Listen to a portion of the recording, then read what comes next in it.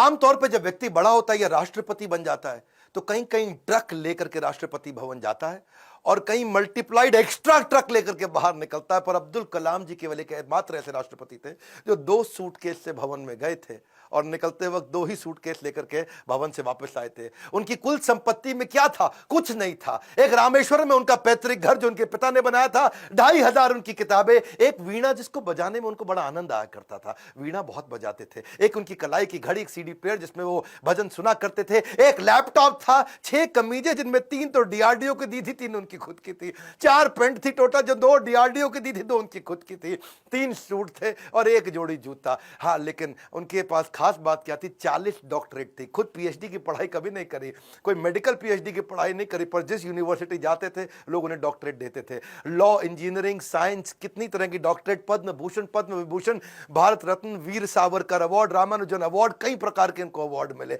उनकी एक खास बात मैं जरूर बताना चाहूंगा, हालांकि वो मुसलमान थे लेकिन वेजिटेरियन थे।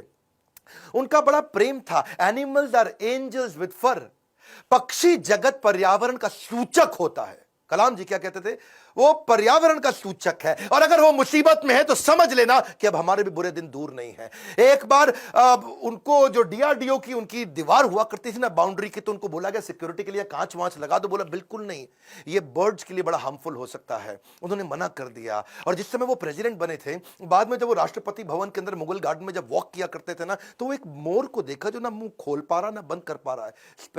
स्पेशली उन्होंने वेटनरी डॉक्टर को बुला के देखा तो देखा मोर के गले में ट्यूमर है, ना मुंह खोल पा रहा है ना मोर मुंह बंद कर पा रहा है। उन्होंने इसका इलाज कराया। एक लीडर की महानता का इसी बात से पता चलता है कि वो किन लोगों की मदद कर रहा है जो बदले में उन्हें कुछ नहीं दे सकते।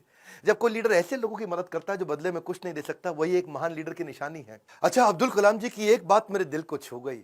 वो परिवारवाद नहीं राष्ट्रवाद में बिलीव किया करते थे। जब वो राष्ट्रपति भवन में थे, See, he's a man of principle and therefore is always respected everywhere. उनके क्योंकि जो भाई थे ना, उनको बहुत प्रेम करते थे, बहुत प्रेम करते थे अपने भाई से, बचपन से ही प्रेम था। और उनके अपने सगे भाई का पोता दिल्ली के अंदर मुनीरका में किराए के कमरे पर रहा करता था। 2006 में जब कलाम ने एक दफा सारे परिवार को इनवाइट किया, क्योंकि उनका कोई परिवार वहां रहता नहीं था, वो राष्ट्रपति भवन में अकेले रहते थे। और जब एक बार उन्होंने सारे परिवार को बुलाया राष्ट्रपति भवन में, तो वो लोग 8 दिन तक रहे। और सारे परिवार, क्योंकि 10 भाई बहन थे ना, तो 52 लोग आए। और कलाम जी ने देखा बहुत खर्चा हो रहा है, तो उन्होंने चाय की प्याली तक का हिसाब रखना शुरू किया। सब लोगों को उन्होंने अजमेर शरीफ प्राइवेट बस करके भेजा, उसका भी हिसाब रखना शुरू किया। उन्होंने अपने अकाउंटेंट से सारा हिसाब बनवाया और बोला कि ये कितना बना, तो देखा 3,52,000 रुपए का चेक उन्होंने अपनी तनख्वाह से काट के दिया। और क्या कहा कि राष्ट्रपति भवन की जिम्मेदारी केवल राष्ट्रपति की होती है, पूरे परिवार की नहीं होती है।